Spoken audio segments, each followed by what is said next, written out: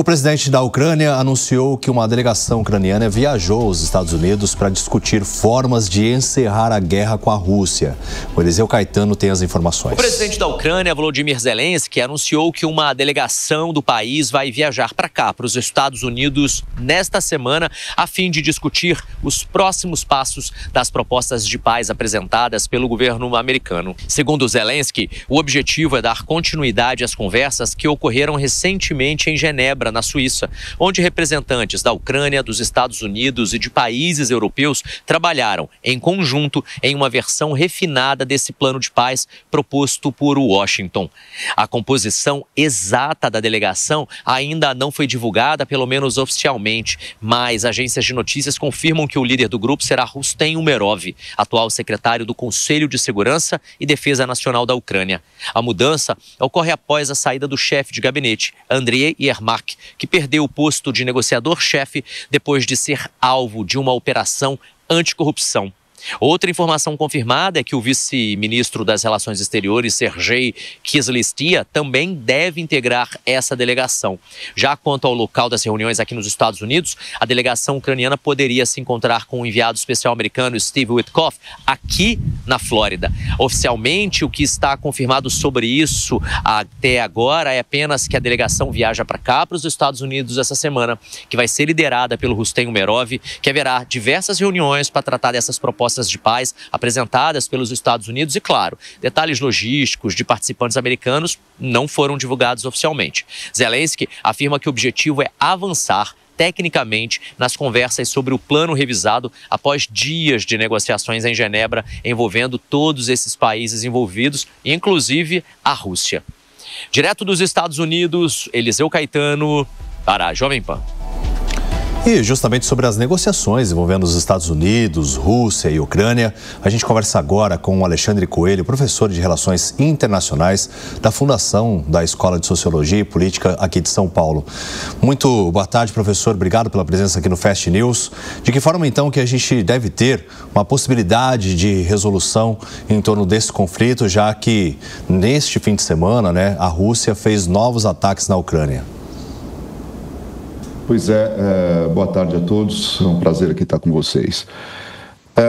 Bom, o que a gente pode concluir dessas movimentações, em primeiro lugar, é que não se trata de uma diplomacia institucionalizada, né? É um acordo aí altamente personalista, envolvendo Donald Trump, Jared Kushner e Witkoff, né, pelo lado dos Estados Unidos, tentando aí impor mais ou menos as vontades aí de Donald Trump de que essa negociação resulte num acordo de paz muito em breve, né, ou pelo menos um cessar-fogo estratégico, e que Donald Trump possa anunciar isso como mais um acordo que ele liderou, né? Isso em primeiro lugar. Em segundo lugar, acho que vai ser difícil, talvez, da Rússia aceitar determinados pontos que a Ucrânia tem recolocado nesses últimos dias em Genebra, né? A ver, portanto, o quanto a Rússia deve aceitar ou não. Pelo que a gente tem visto do histórico de Putin, ao comentar as negociações, não só essa, mas as anteriores, é de que sempre que a Ucrânia ou os Estados Unidos escuta o lado ucraniano e recoloca pontos de interesse ucraniano e da União Europeia no acordo, tanto é que esse acordo, se não me engano, tinha 28 pontos, agora está em 19, ou seja, refletindo agora novamente os interesses ucranianos e da União Europeia, ou tentando reequilibrar os pontos anteriores apresentados por Trump, Putin, ele não aceita o acordo e aumenta as suas investidas militares na Ucrânia, né? A guerra continua, né? Hoje mesmo, se não me engano, na madrugada, nós tivemos aí ataques de ambos os lados, né? Tanto a Rússia sobre, inclusive, Kiev, e também com relação ao Mar Negro, ali, a região ali dos petroleiros, onde ficam os petroleiros russos da frota da Black Fleet, né? Ou seja, daquela frota sombra, né? Que não é oficial, russa. Portanto, eu não tenho grandes expectativas de que esse acordo ainda consiga sair durante a próxima semana, né? A ver. Visto, né, que esse último ataque provocou aí pelo menos 3 mortes, 600 mil pessoas ficaram sem energia, ataque da Rússia contra o território ucraniano. Mas o Donald Trump conseguiu resolver esse conflito no Oriente Médio com o poder bélico. Só que a Rússia também tem um grande poder bélico, né? Então essa mediação ela fica um pouco complicada justamente por conta dessa questão de que a Rússia também tem poder.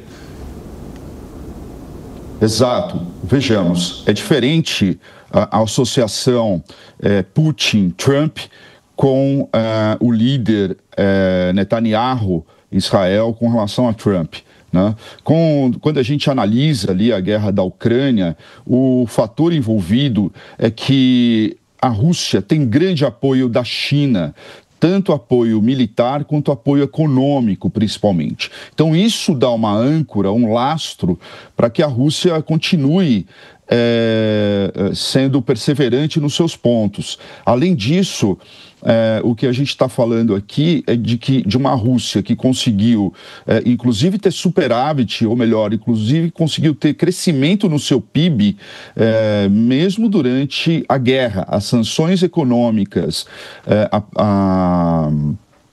apresentadas e lançadas contra a Rússia ainda não fizeram efeitos tal como o Ocidente queria, né?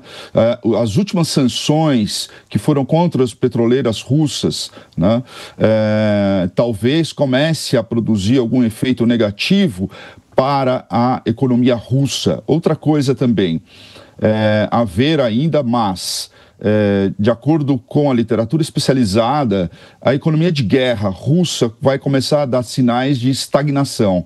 Conclusão, isso pode enfraquecer a posição de Putin em qualquer acordo futuro. De qualquer forma, diferentemente do Oriente Médio, o que nós temos aqui é uma associação de apoio econômico chinês, de exportação de minerais e de bens importantes para a Rússia, né, ainda continua, inclusive bens de uso duplo, né, uso dual para a Rússia.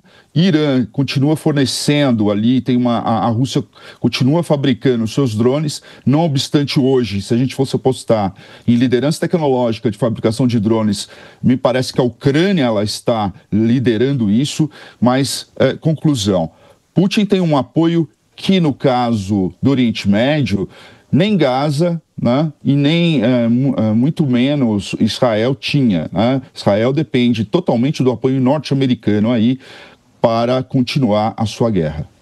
Agora, um outro conflito também que Donald Trump tem que resolver é em relação à Venezuela, já que ele determinou o fechamento do espaço aéreo por lá e até o presidente da Colômbia, Gustavo Petro, disse que um presidente estrangeiro não pode fazer isso, se manifestou em relação a esse tema. Então, a gente vê essas tratativas e essa tensão crescendo cada vez mais desde que Donald Trump estabeleceu ali que navios americanos ficassem na costa, até com a possibilidade de incursões em terra sendo realizadas na Venezuela, e o The New York Times também trazendo a informação de que eles conversaram por telefone, Trump com o Maduro, e até o Trump convidou o Maduro para que fosse aos Estados Unidos, com uma condição também, né, que foi estabelecida contra ele de um prêmio, a cabeça dele a prêmio ali por milhões de dólares. Então, assim, uma hora avança, outra hora recua um pouco, assim como o Maduro também tem feito, né? Agora essas manifestações sendo feitas e até a nossa produção está acompanhando para saber se o governo brasileiro também vai se manifestar em torno desse tema. Mas de que forma que a gente pode observar tudo isso, esse fechamento do espaço aéreo na Venezuela? Interessante essa sua observação, porque às vezes a gente acha que o que está acontecendo na Venezuela às vezes não tem nada a ver com o que acontece na Ucrânia, e às vezes também, embora sejam contextos e cenários geopolíticos diferentes, se a gente subir um pouco mais para tentar ver o contexto como um todo, nada mais é que Trump voltando aqui a tentativa de divisão, de fragmentação política internacional do mundo, ou seja, esferas de poder. Então, Trump está deixando muito claro de que a América Latina é dos Estados Unidos e cabe aos Estados Unidos impor a vontade dele ou que ele entende que seja o mais correto do ponto de vista, inclusive, democrático, inclusive com relação à questão das drogas, né?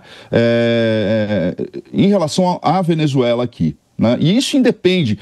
Nós vimos acontecendo coisa similar em relação ao Panamá, Colômbia e até a questão do tarifaço envolvendo o Brasil, que, na verdade, se a gente for analisar, esse recente recuo em relação a laranja, café e carne bovina, por exemplo, foi por causa das pressões econômicas, pressões das empresas norte-americanas, né? Mas, de qualquer forma, é a partição do mundo novamente. Ficando a Ucrânia, por exemplo, a reboque da Rússia, ou seja, o leste europeu dividida e sob a influência russa, a Ásia sob a influência chinesa e a América Latina sob a influência norte-americana. Então, o que a gente vê é uma volta ao começo do século XX, final do século XIX, em que as grandes potências, ou os grandes impérios, partiam o mundo de acordo com seus interesses e áreas de influência, né? Então, é mais ou menos assim, se a gente for ver o grande tabuleiro geopolítico no mundo.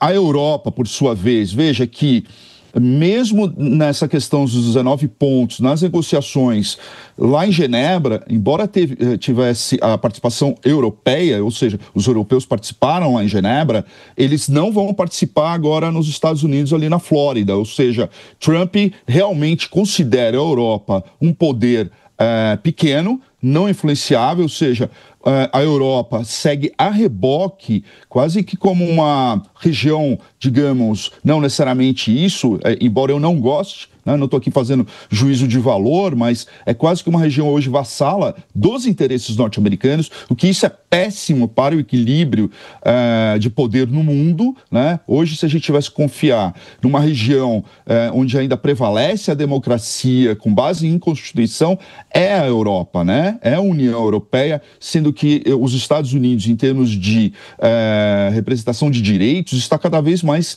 ficando deteriorado, né?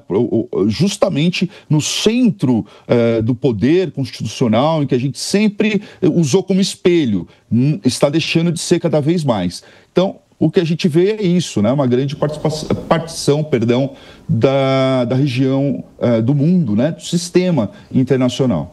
É a medida também que a ONU também não consegue mais resolver com efetividade, né, as tratativas para encerrar esses conflitos. Nós conversamos com Alexandre Coelho, professor de Relações Internacionais, a quem agradeço demais a presença aqui no Fast News. Muito obrigado. Obrigado a vocês, um abraço. Um abraço.